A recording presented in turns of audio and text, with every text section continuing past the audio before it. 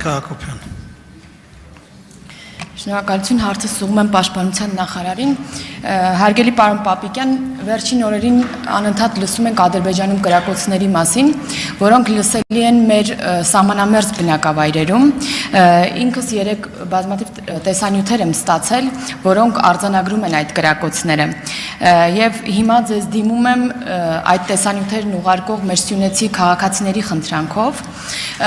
ակնկալելով սահմանային իրավիճակի մասին հնարավոր տեղեկատվության փոխանցում ձեզնից։ Հարցին կպատասխանի Պաշտպանության նախարար Սուրեն Պապիկյանը։ Խնդրեմ պարոն նախարար։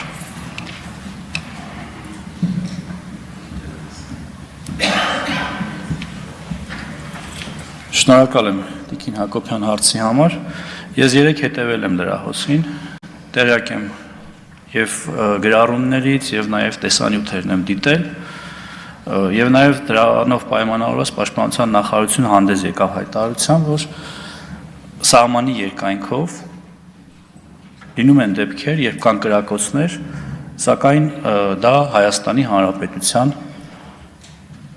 ուղղությամբ չէ։ Եվ բնականաբար դրանք այն դեպքերն են,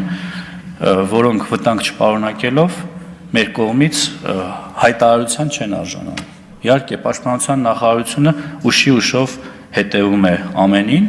եւ դրա լուծման ճանապարհը մենք կարծում ենք, որ դիվանագիտական ճանապարհն է եւ մենք հարցի կարգավորումը հենց այդ կերպ ենք պատկերացնում եւ իրականացնում։